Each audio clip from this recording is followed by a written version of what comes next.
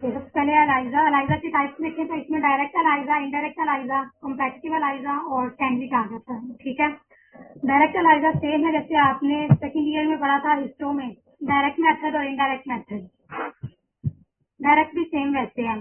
Direct में एक step आता है, आप उसमें कॉन्जुगेट एंटीबॉडी ऐड करते हैं अपने सैंपल में, वो एंटीजन के साथ जाके बाइंड करती है और आपके पास डिटेक्शन आ जाती है। तो दूसरा है इनडायरेक्ट एलाइजा, इसको टू स्टेप मेथड भी कहते हैं। इसमें दो स्टेप्स हैं, पहले आपने प्राइमरी एंटीबॉडी ऐड करनी है, वो अनलेबल्ड है, वो कॉन्जुगेटेड नहीं है। उसके बाद आपने सेकंड स्टेप में सेकेंडरी एंटीबॉडी ऐड करनी है जो कि लेबल है, कॉन्जुगेट है। ये जो लेबल है ये एंजाइम लेबल भी हो सकता है, रेडियो लेबल भी और फ्लोरेसेंट लेबल भी। ठीक है, सेकंड स्टेप में आपने ये सेकेंडरी लेबल एंटीबॉडी ऐड की और ये आपके पास इसके बाद क्या आती है, डिटेक्शन आती है। ये हो गया indirect ELISA two step method. Third है सैंडविच एलाइजा। इसके नाम से जाहिर है कि इसमें एक सैंडविच बनता है, एंटीबॉडी, एंटीजन और दोबारा ऊपर एंटीबॉडी, इस तरह से एक सैंडविच बनता है। कैसे? इसमें जो आपकी प्लेट है एलाइजा प्लेट, उसमें ये एंटीबॉडी ऑलरेडी क्या होती है, कोटेड होती है। फिर आप अपना सैंपल ऐड करते हैं एंटीजन, ये जो ग्रीन है ये आपकी एंटीजन है। इसके ऊपर आपने दोबारा अपनी एंटीबॉडी ऐड करनी है, जैसे आपने इनडायरेक्ट मेथड में फर्स्ट स्टेप में एंटीबॉडी ऐड की थी, प्राइमरी एंटीबॉडी, ये आपने ऐड की। उसके बाद सेकेंडरी एंटीबॉडी ऐड करते हैं जो लेबल्ड होती है। लेबल्ड है एंजाइम के साथ, तो एंजाइम का सबस्ट्रेट ऐड कर देंगे, वो उसको कलर प्रोडक्ट में कन्वर्ट करेगा और आपके पास क्या आ जाएगी, डिटेक्शन आ जाएगी। फोर्थ है कम्पेटिटिव एलाइजा। इसमें क्या होता है, कंपटीशन होता है एंटीजन के दरमियान। एक एंटीजन आप बाहर से रेफरेंस एंटीजन ऐड करते हैं और एक एंटीजन आपके सैंपल में होती है। ठीक है, जो आपके सैंपल में एंटीजन है पहले आप उसको एंटीबॉडी के साथ इंटीग्रेट कर देते हैं और वो दोनों बाइंड कर जाती हैं, एंटीजन और एंटीबॉडी। उसके बाद आपने बाहर से एक एंटीजन ऐड करनी होती है, वो उसके साथ जाके कंपीट करती है आपके सैंपल एंटीजन के साथ। ठीक है, अगर वो ज्यादा बाइंड कर रही है आपकी एंटीबॉडी के साथ, तो इसका मतलब आपके सैंपल में एंटीजन कम थी और जो आपकी बाहर से रेफरेंस एंटीजन थी वो ऐड होगी आपके एंटीबॉडी के साथ। अगर सैंपल में एंटीजन ज्यादा थी तो वो ज्यादा कंपीट करेगी, ज्यादा बाइंड करेगी एंटीबॉडी के साथ, और जो आपकी रेफरेंस एंटीजन है उसकी लेबलिंग, उसकी बाइंडिंग नहीं होगी, तो आपके पास रिजेक्शन आती है। यहाँ तक क्लियर है ये एलाइजा के टाइप? कंपेटिटिव मैम दोबारा बताइएगा। कॉम्पेटिटिव में आपने याद रखना है कि इसमें कंपटीशन होता है एंटीजन के दरमियान, एक रेफरेंस एंटीजन है और एक सैंपल एंटीजन है। पहला जो आप इसमें काम करते हैं, फर्स्ट स्टेप वो ये है कि आपने सैंपल एंटीजन, मतलब अपने सैंपल का इंक्यूबेशन करनी है एंटीबॉडी के साथ। जब इंक्यूबेशन करेंगे तो आपकी एंटीजन उस एंटीबॉडी के साथ बाइंड कर जाएगी, तो एंटीबॉडी के साथ उसकी लेबलिंग साइट जो है वो अवेलेबल नहीं है बाइंडिंग के लिए। ठीक है, लेकिन स्टेप में आपने क्या करना है कि जो रेफरेंस एंटीजन थी उसको ऐड किया है। अब रेफरेंस एंटीजन आपकी क्या करेगी, लेबल्ड एंटीजन के साथ जो एंटीबॉडी के साथ बाइंड की थी फर्स्ट स्टेप में, उसके साथ कंप्लीट करेगी। जी स्टूडेंट,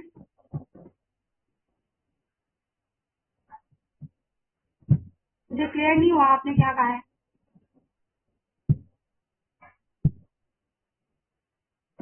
ओके, वो जो रेफरेंस एंटीजन है वो कंप्लीट करेगी आपकी लेबल्ड एंटीजन के साथ, बाउंड एंटीजन के साथ। अगर वो उसको ज्यादा हटा के बाइंड कर रही है, इसका मतलब आपके सैंपल में एंटीजन कम थी। ठीक है, तो अगर आपकी जो रेफरेंस एंटीजन है वो कम बाइंड कर रही है, इसका मतलब सैंपल में एंटीजन ज्यादा थी और उसने उसको कंप्लीट नहीं करने दिया, वो खुद ही बाइंड है आपकी एंटीबॉडी के साथ। ये क्लियर है?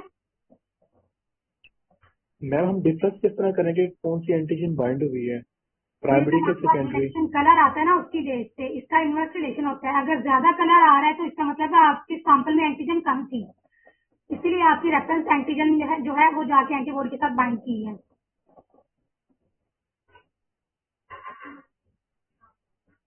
इसमें जो कलर का है रिलेशन है आपकी सैंपल एंटीजन के साथ वो इन्वर्स है। अगर ज्यादा कलर आ रहा है तो आपका मतलब इसमें आपकी सैंपल में एंटीजन कम है, क्योंकि कलर रेफरेंस एंटीजन की वजह से आता है। ठीक है, ये क्लियर है यहाँ तक? Yes ma'am. ये एलाइजा के टाइप्स में से अगर कोई क्वेश्चन है तो मुझसे पूछ लें। और एक आपने ये नहीं पढ़ा होगा लेकिन ये भी आ जाता है मल्टीप्लेक्स एलाइजा। मल्टीप्लेक्स एलाइजा, इसके अलावा मल्टीप्लेक्स पीसीआर भी होता है। ठीक है, इसको कहते क्या है कि मल्टी मीन्स मैनी, आप एट अ टाइम जो है ज्यादा एनालाइज को डिटेक्ट कर रहे हैं एट अ टाइम, एक साइमल्टेनियस रिएक्शन में। ठीक है, जैसे यहाँ पे उसने एग्जाम्पल दिया इंटरलिकन 10, 6 और TNF अल्फा, इन तीनों की एट अ टाइम डिटेक्शन कर रहा है तो ये मल्टीप्लेक्स एलाइजा होगा। ठीक है,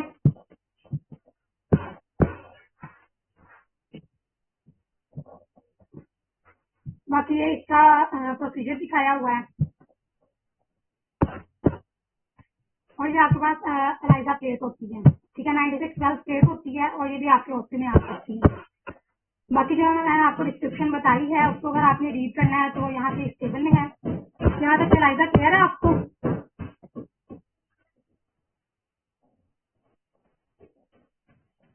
मैम मल्टीप्लेक्स का एक बार दोबारा बता दें।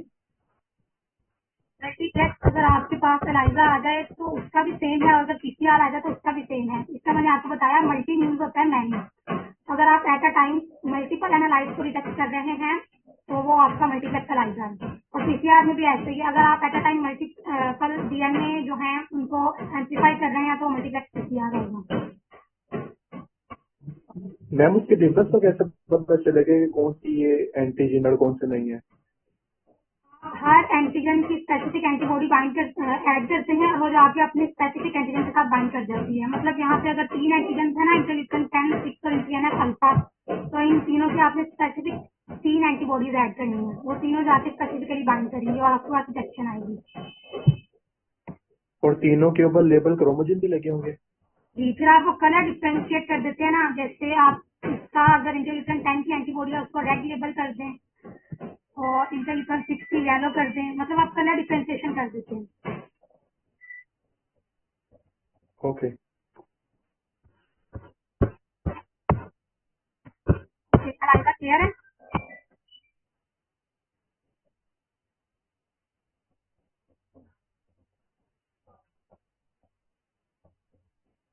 जी स्टूडेंट,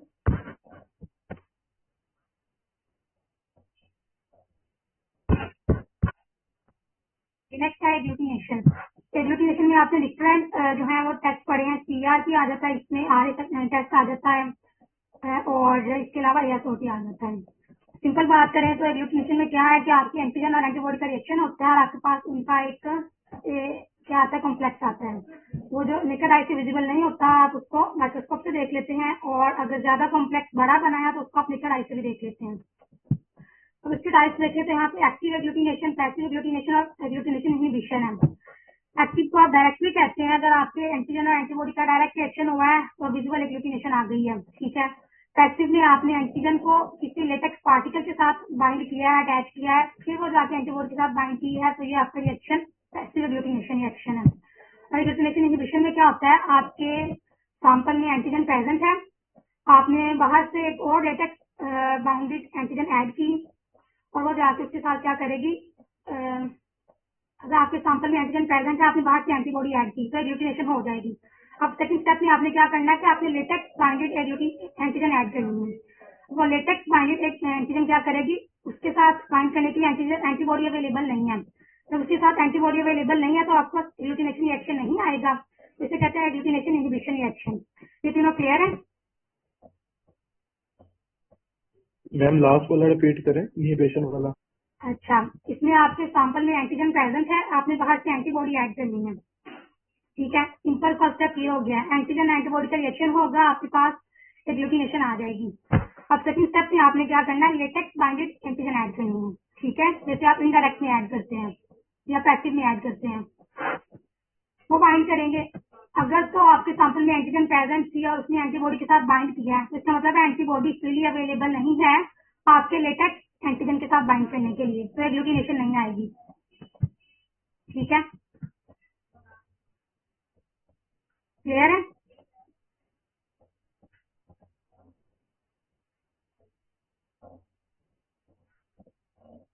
यस मैम। ऑन कर दिया करें साथ, और इसके साथ या इसका वाइस वर्सा कर लें। अगर सैंपल में एंटीजन प्रेजेंट नहीं थी तो एंटीबॉडी जो है वो फ्रीली अवेलेबल है बाइंड करने के लिए। जब आप लेटेक्स एंटीजन ऐड करेंगे तो एंटीबॉडी उसके साथ बाइंड कर जाएगी, तो उसका क्या आ जाएगा, एग्लूटिनेशन रिएक्शन आ जाएगा। इंटरप्रिटेशन इसकी ऐसी है कि अगर एग्लूटिनेशन नहीं आ रही तो आपके सैंपल में एंटीजन प्रेजेंट थी, और अगर एग्लूटिनेशन आ रही है तो आपके सैंपल में एंटीजन प्रेजेंट नहीं है। यहाँ तक क्लियर है? Yes ma'am. ओके, अभी एग्लूटिनेशन की ही एग्जांपल्स हैं, सीआरपी और आरए, जो आपका आर्साइटस का टेस्ट करते हैं, आरए फैक्टर और ASOT एंटी सेप्टोलाइसिन O टाइटर। तब TRP में भी सेम ऐसे ही है, आपने रिडक्स पार्टिकल्स को ऐड करना है, उनके साथ क्या है एंटीबॉडी जो है वो कोटेड है। आपके सैंपल में CRP है, मतलब सी रिएक्टिव प्रोटीन है, अगर वो प्रेजेंट है तो जाके एग्लूटिनेशन हो गया, आपके पास रिएक्शन आ जाएगा। इसकी अब इंटरप्रिटेशन कैसे है ये आपको पता है, आपने थ्योरी में याद किया है इसको। लेस देन 0.3 नॉर्मल है, 1 तक भी नॉर्मल है। अगर 1 से 6 से ज्यादा आप इसको लेते हैं, ज्यादातर 6 मिलीग्राम पर डेसीलीटर, या उसने यहाँ पे 10 तक लिखा है तो मॉडरेट एलिवेशन है, और 10 से ज्यादा उससे ज्यादा मार्क्ड एलिवेशन है, और अगर 50 से ज्यादा है तो सीवियर एलिवेशन है। नेक्स्ट है RF latex agglutination test rheumatoid factor. अब इसमें बताया आपको कि जो आपका एंटीबॉडी है या एंटीजन है वो इस तरह से एक एंटीबॉडी है, ठीक है, ऑटो एंटीबॉडी बन जाती है आपकी IgG के एक्टिव पोर्शन के अगेंस्ट। उसमें आप बाहर से रिएजेंट ऐड करेंगे, एग्लूटिनेशन रिएक्शन होगा और आपके पास क्या आ जाएगा, रिजल्ट आ जाएगा। इसकी इंडिकेशन या रिजल्ट क्या है कि अगर 8 इंटरनेशनल एक्सपायर्ड माइक्रोलीटर जो है सॉरी ml उससे ज्यादा है तो ये पॉजिटिव टेस्ट है, और अगर उससे कम है तो ये नेगेटिव है। ये आप लोगों ने थ्योरी में पढ़ा है, इसलिए मैं इसको स्पीडली जो है उसको पास कर रही हूँ। अगर आपको इससे मसला है या कोई क्वेश्चन है तो मुझसे दरमियान में कर लीजिए। यहाँ तक क्लियर है?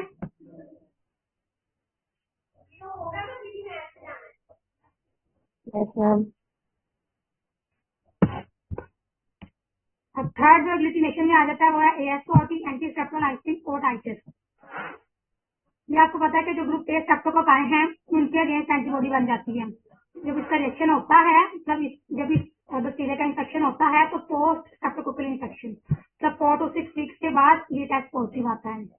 एंटीबॉडी बन जाती है आपके ग्रुप ए स्ट्रेप्टोकोकाई एंटीजन के अगेंस्ट, और इसका इंडिकेशन या रिजल्ट क्या है 200 इंटरनेशनल यूनिट पर ml। इससे ज्यादा है तो ASOT पॉजिटिव है, इससे कम है तो आपका नेगेटिव है।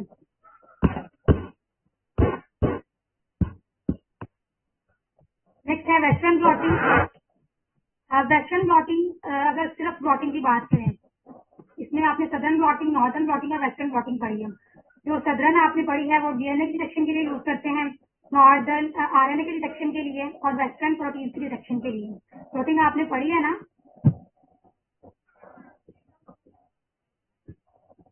जी student? No ma'am. Ma'am western पढ़ी है।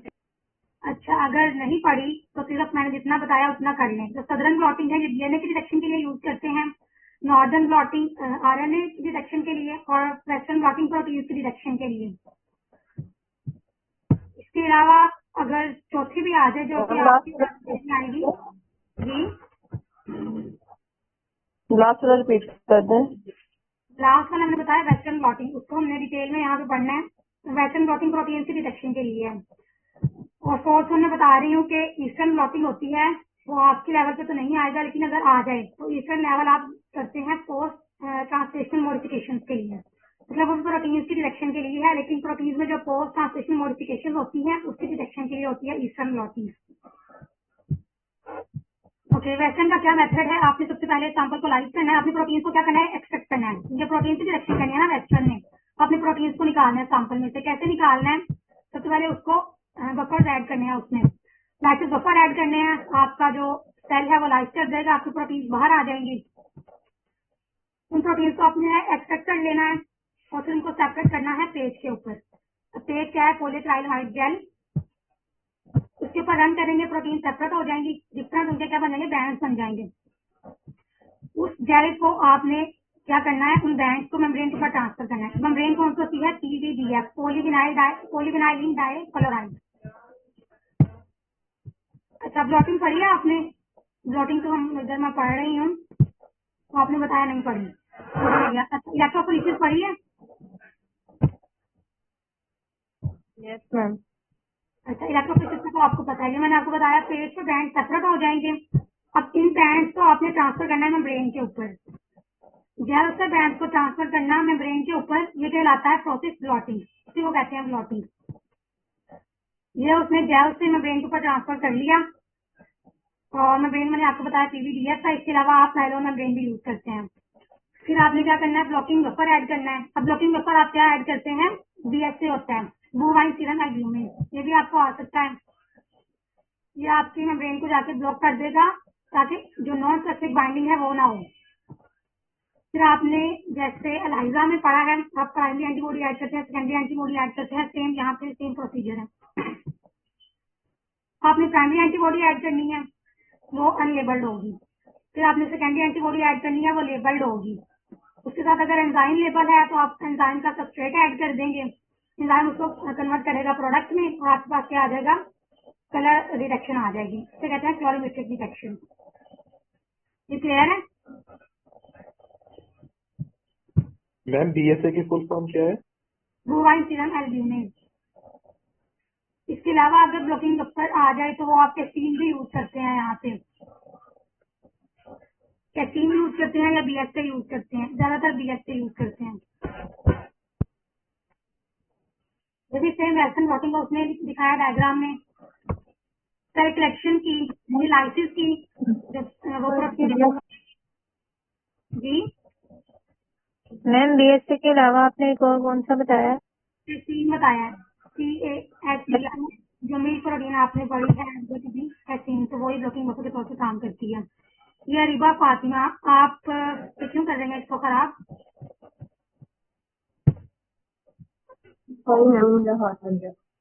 अच्छा, इसको जरा हटाने पाएंगी।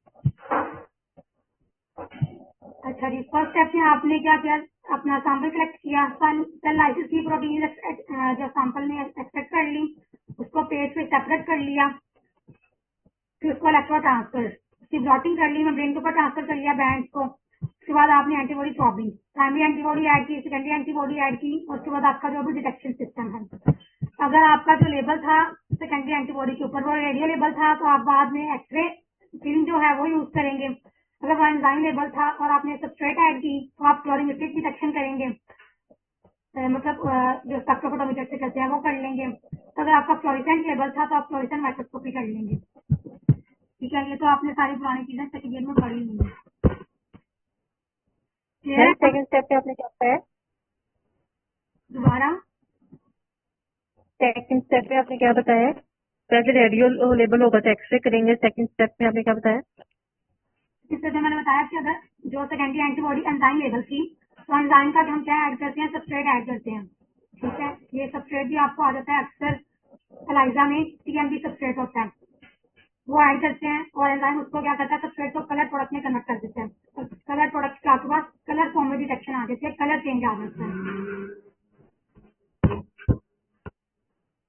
यहाँ तक क्लियर है?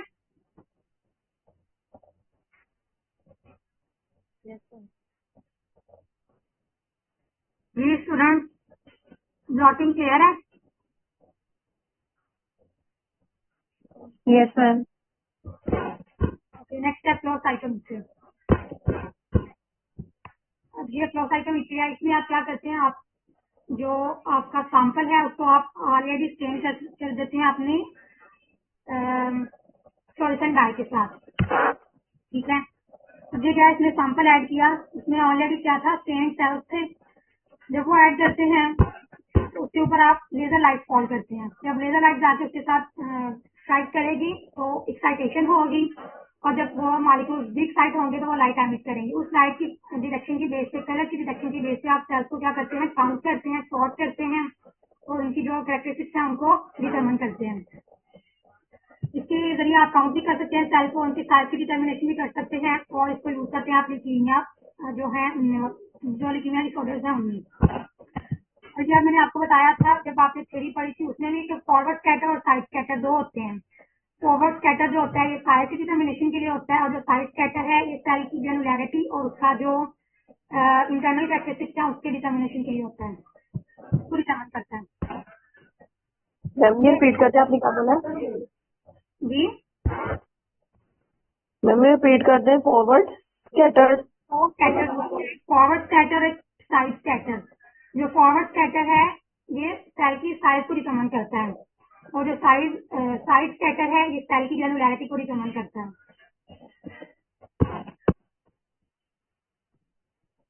और इसका इस तरह से क्या आता है, ग्राफ आता है, एक्स एक्सिस पे इसका साइज है और यहाँ पे इसकी कॉम्प्लेक्सिटी है। ये उसने डिफरेंशिएट किया है लिम्फोसाइट्स को, मोनोसाइट्स को, लिम्फोफिल्स को। इसमें भी आप कलर कलर की बेसिस पे क्या करते हैं, इनको डिफरेंशिएट करते हैं। वो लिम्फोसाइट्स के लिए अलग लेबल ऐड कर देगा, मोनोसाइट्स का अलग और न्यूट्रोफिल्स का अलग। इस तरह से ये सेल्स क्या होते हैं, काउंट हो जाते हैं। क्लियर है? मैम शेड फ्लूइड क्या है? दोबारा? शेड फ्लूइड जो एंटर किया जा रहा है नोजल के साथ ही, सैंपल के साथ। ये एक सस्पेंशन में काम हो रहा है ना, मतलब लिक्विड इसमें काम हो रहा है। जो आपका मीडिया है ना, क्या कहने कि जिस रिएक्शन मिक्सचर है वो एक लिक्विड है, तो यहाँ पे वो फ्लूइड एंटर हो रहा है। उसकी डाइल्यूशन के लिए? इसकी डाइल्यूशन के लिए नहीं, जो आपका सैंपल होता है वो ऑलरेडी जो है वो भी लिक्विड फॉर्म में होता है, लेकिन ये कह लें कि आपका जो इंटरनल इन्वायरमेंट है ना, ये उसका फ्लूइड है। अच्छा मैम, उसके बाद लाइट जो उनसे स्कैटर करेगी, तो लाइट जी जी। देखी के ग्रेनुलरिटी की?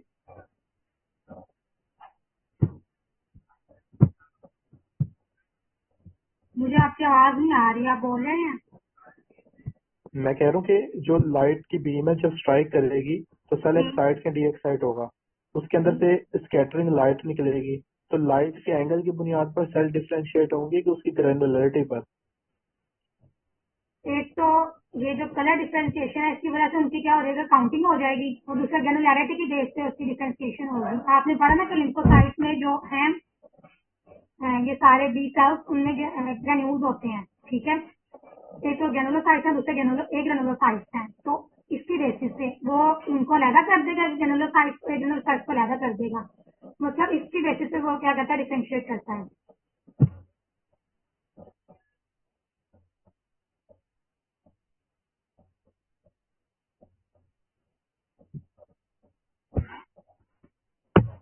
ये क्लियर है?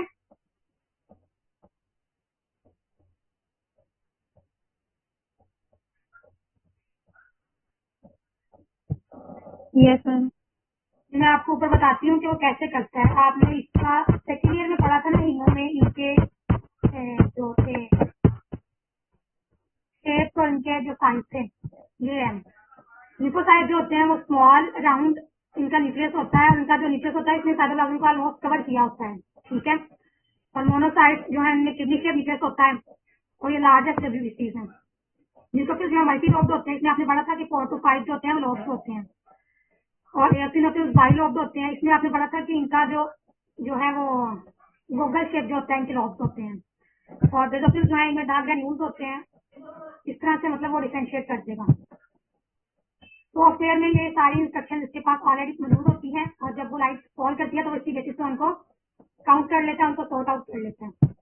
क्लियर है?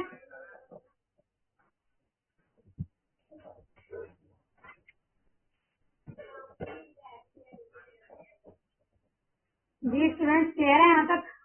कोई क्वेश्चन? Yes yes ma'am.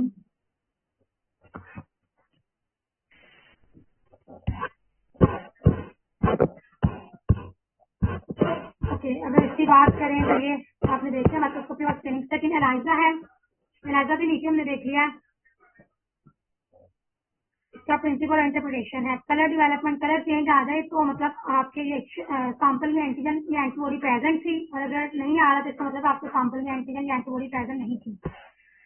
रेडियोजिनेशन भी आपने देख लिया है। इम्यूनोफ्लोरेसेंस है, इम्यूनोफ्लोरेसेंस में आप क्या करते हैं, फ्लोरेसेंट लेबल्ड एंटीबॉडी ऐड करते हैं अपनी एंटीजन के अगेंस्ट। इसका भी सेम प्रिंसिपल है। आप यूवी लाइट जो है उसको कॉल कराएंगे आपके जो सैंपल जी।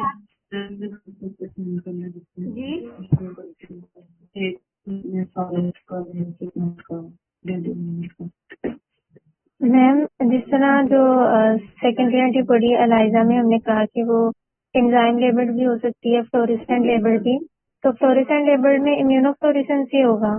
जी ये सेम है। जो आपका जो लेबल है, अगर वो फ्लोरेसेंट लेबल है तो आप उसके डिटेक्शन इस तरह से करेंगे।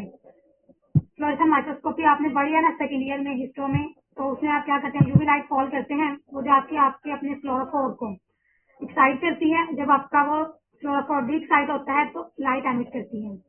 यूवी लाइट आपने कॉल की कराई है तो जो लाइट एमिट होगी वो ब्लू लाइट एमिट होती है। और ये डिपेंड करता है डिफरेंट फ्लोरोफोर्स पे। आपने बड़ा फ्लोरेसिन जो था वो ग्रीन लाइट एमिट करता है, रोडामीन या रोडामाइन या वो रेड लाइट एमिट करता है। तो इस तरह से आपने डिफरेंट फ्लोरोफोर्स पढ़े थे। क्लियर है?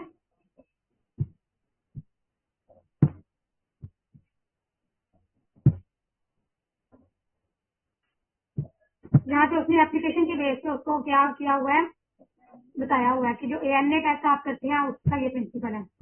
क्वेश्चन प्लॉट भी नीचे हो गया है। और नेक्स्ट ये इम्पोर्टेंट वाला क्वेश्चन है या सिंपल जो है। मेरी आवाज आ रही है? Yes ma'am. अच्छा, इननेट और अडैप्टिव में डिफरेंस आ सकता है। और ये जो आप लोग थ्योरी तो दे हैं आप, तो ये आपकी फिंगर टिप्स में होंगी सारी चीजें। इननेट जो आपने पढ़ी वो नॉन स्पेसिफिक होती है, एट बर्थ प्रेजेंट होती है, इसको डिवेलप नहीं होना पड़ता आपकी बॉडी में। इसमें आपके फिजिकल बैरियर्स आ जाते हैं, सेल्स आ जाते हैं, कंप्लीमेंट सिस्टम आ जाता है।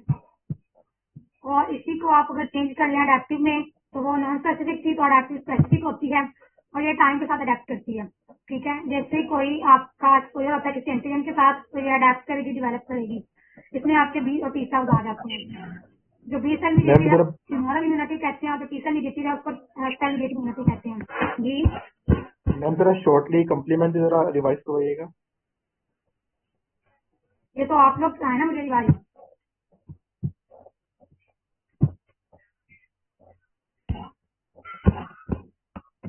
ऑर्गन में आपने 3 पाथ से पढ़े थे, क्लासिक पाथ से और एक ऑल्टरनेटिव पाथ से और एक इलेक्ट्रिन पाथ से। ठीक है, क्लासिक पाथ में आपने पढ़ा था कि आपका एंटीजन एंटीबॉडी कॉम्प्लेक्स अगर बने तो वो इनिशिएट जाके करता है। इलेक्ट्रिन में आपके डिफरेंट जो माइक्रोब के ऊपर प्रोटीन होती है मैनोज, ठीक है, वो एक्टिवेट कराती हैं। और अल्टरनेटिव में आपने पढ़ा कि डिफरेंट जो एलपीएस होते हैं लिपोपोलिसैकेराइड, या आपने पढ़ा था कि एंटीजन जो एंटीबॉडी ए है IgA वो भी उसको एक्टिवेट करा देती है। ठीक है, और दरमियान में अगर एक्शन की बात करें तो C3 भी बनता है। नेक्स्ट आपका C5 कन्वर्टेज बनता है। और जब C6 to C9 ये सारे मिलते हैं तो एक मैक कॉम्प्लेक्स बनता है। ठीक है, वो जाके सेल्स के अंदर पोर प्रोड्यूस करता है और सेल्स की लाइसिस कर देता है।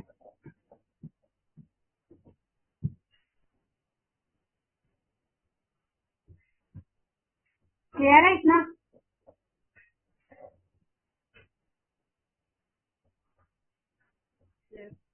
नेक्स्ट है T और B सेल्स। अब T सेल्स में आपने डिफरेंट पढ़े थे, यहाँ पे सिर्फ 2 हैं। CD4 को आप हेल्पर T सेल्स कहते हैं और CD8 को साइटोटॉक्सिक T सेल्स। CD4 को आपने पढ़ा था कि बी सेल्स जो है हेल्प करते हैं, उनको एक्टिवेट करते हैं। जैसे आपने बी सेल के 2 पाथवे पढ़े थे, एक टी सेल डिपेंडेंट पाथवे और टी सेल इंडिपेंडेंट पाथवे। और ये आपने नेक्स्ट पढ़ा था कि जो बी सेल डिपेंडेंट पाथवे है वो ज्यादा एफिशिएंट होता है। तो साइटोटॉक्सिक वाले क्या होते हैं, ये वायरस जो है इंफेक्शन में काम करते हैं, उनको जाके किल करते हैं या ट्यूमर सेल्स को। और जो बी सेल्स हैं वो एंटीबॉडी प्रोड्यूस करते हैं। इसको आपने याद किया हुआ गेम के साथ, IgG, A, M, E और D। ठीक है, next antigen presenting sales APC। तो एंटीजन प्रेजेंटिंग सेल्स क्या होते हैं, जिन्होंने एंटीजन को प्रेजेंट करना है T और B सेल्स को। ये आपने पढ़े थे, मैक्रोफेजेस होते हैं, डेंड्राइटिक सेल्स होते हैं, इसके अलावा B सेल्स भी एंटीजन प्रेजेंटिंग सेल्स हैं। यहाँ तक क्लियर है स्टूडेंट? मैम एक क्वेश्चन है, ये कंफ्यूज करता है क्लासिफिकेशन में। जो इनेट इम्यूनिटी है इसको हम फर्दर क्लासिफाई कर सकते हैं सेल मीडिएटेड और ह्यूमोरल में? नहीं, उसको नहीं कर सकते। तो मैम हमारी बुक में क्यों लिखा हुआ है, वो जो टेबल बना हुआ है बुक में, एक बुक में टेबल बना हुआ है ना जिसमें इनेट और अडेप्टिव में सेल मीडिएटेड और ह्यूमोरल आर्म्स भी बने हुए हैं। अच्छा, वो उसने इस तरह से किया होगा कि सेल्स में उसने सारे लिखे होंगे, सेल्स न्यूट्रोफिल्स वगैरह जो उसमें काम करते हैं। ठीक है, आपके जो मैक्रोफेजेस हैं, न्यूट्रोफिल्स हैं, और बाकी वो कंप्लीमेंट सिस्टम को उसमें लिख देता है। जी ऐसे ही है, तो हम ये नहीं कहेंगे कि वो उसमें होता है क्लासिफिकेशन में इनेट जनरली की। बात करते हैं ना, अगर आपसे वाइवा में भी पूछे कि सेल मीडिएटेड या ह्यूमरल क्या है, तो आप कहेंगे कि जो बी सेल मीडिएटेड इम्यूनिटी है, जो बी सेल्स जो अपना काम कर रहे हैं वो ह्यूमरल है, और जो टी सेल्स की वजह से आपकी बॉडी में इम्यूनिटी है वो सेल मीडिएटेड है। तो जनरली आप इसी को कंसिडर करते हैं, बी और टी सेल्स को।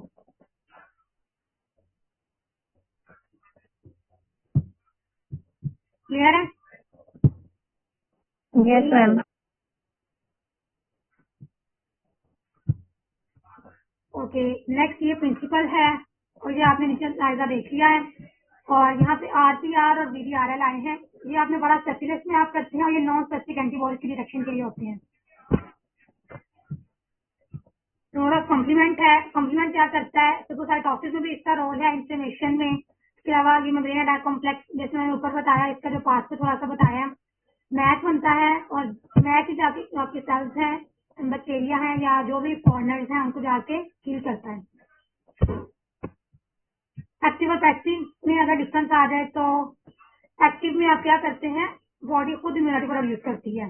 कैसे इम्यूनिटी प्रोड्यूस करती है, आपने बाहर से एंटीजन ऐड करनी है वैक्सीन की फॉर्म में या किसी भी वीकेंड एंटीजन की फॉर्म में, ठीक है। बॉडी से अगेंस्ट खुद एंटीबॉडी बनाएगी, ये एक्टिव इम्यूनिटी है। और पैसिव में क्या है, आपने बाहर से ही एंटीबॉडीज ऐड कर दी है, ठीक है। इसमें भी आपने पढ़ा था जो मैटरनल एंटीबॉडीज आती हैं आपके मदर से फीचर्स में, वो इसमें आ जाती है। इसके अलावा टेटनस में जो आप बाहर से ऐड करते हैं उसका इंजेक्शन, वो भी क्या होता है, पैसिव इम्यूनिटी की एग्जाम्पल है। Next hypersensitivity. हाइपरसेंसिटिविटी आपने 3 टाइप्स पढ़ी थी। टाइप 1 इमीडिएट है, type 2 cytotoxic, type 3 immune complex और टाइप 4 डिलेड। इसमें जो सिर्फ टाइप 4 है ये T सेल मीडिएटेड होती है, ठीक है। और बाकी टाइप 2 में आपने पढ़ा था कि जो कॉम्प्लेक्स हैं वो लोकलाइज्ड होते हैं, ठीक है। एंटीजन एंटीबॉडी का जब भी कॉम्प्लेक्स बनेगा तो वो लोकलाइज्ड होगा स्पेसिफिकली। आपका जो भी एंटीजन है मतलब वो रिसेप्टर के फॉर्म में प्रेजेंट होगा आपके सेल के ऊपर, आपके मेम्ब्रेन के ऊपर। एंटीबॉडी जाके बाइंड करेगी और आपका रिएक्शन आ जाएगा। जबकि जो टाइप 3 था उसमें आपने पढ़ा था कि नॉन लोकलाइज्ड रिएक्शन होता है। आपके जो एंटीजन एंटीबॉडी कॉम्प्लेक्स बनते हैं वो फ्रीली होते हैं आपके सीरम में, आपकी बॉडी में। मुझे आपको एग्जाम्पल आने चाहिए, वो सामने लिखी है और आपने बुक से भी की है, इसको सही है। और टाइप 4 जो है वो T सेल मीडिएटेड होता है। इसमें आ जाता है आपका बहुत जो इम्पोर्टेंट टेस्ट आपने पढ़ा था, TB टेस्ट और contact dermatitis. Next autoimmune diseases है और वैक्सीनेशन है। वैक्सीनेशन में आ जाती है किल वैक्सीन और लाइव वैक्सीन।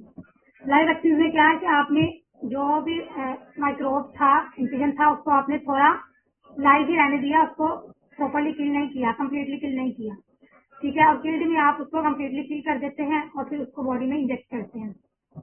फिर आप बूस्टर डोजेस हैं। बूस्टर डोजेस क्या करते हैं कि नाम से जाहिर है कि ये बूस्ट करता है आपकी इम्यूनिटी को। तो जो आपकी मेमोरी बी सेल्स या मेमोरी टी सेल्स बॉडी में ऑलरेडी प्रेजेंट होते हैं, उनको बूस्ट करने के लिए आप बूस्टर डोज लगाते हैं। जैसे कोरोना की बूस्टर डोज या किसी भी आपने कोई वैक्सीन ली हुई है तो उसका आप बूस्टर डोज लगाएंगे, वो आपके जो ऑलरेडी मेमोरी सेल्स पड़े हैं उनको जाके बूस्टअप कर देगा, उनको एफिशिएंट कर देगा। एलाइजा को मैंने वहाँ फिगर से दिखाया था, अगर उसका प्रोसीजर आ जाए तो इसका प्रोसीजर है। आप पेशेंट का सैंपल ऐड करते हैं वेल्स में, बाद में एंटीबॉडी ऐड करते हैं, वॉशिंग करते हैं और एंजाइम का जो सबस्ट्रेट है वो ऐड करते हैं TMB। कलर चेंज आ जाएगा तो आपके पास पॉजिटिव जो है वो रिजल्ट आ जाएगा। अगर कलर चेंज नहीं आता तो आपको बॉडी में या सैंपल में वो एंटीजन या एंटीबॉडी प्रेजेंट नहीं थी। नेक्स्ट विडाल टेस्ट है, ये आप टाइफॉइड के लिए करते हैं। और जी मैम क्वेश्चन है कि एलाइजा में और क्लायर में क्या डिफरेंस है? दोबारा, एलाइजा में और सेकंड क्या था? मैम क्लायर जो होता है CLIA क्लायर। अच्छा, मुझे आपकी समझ नहीं आई, इसको दोबारा केमिकल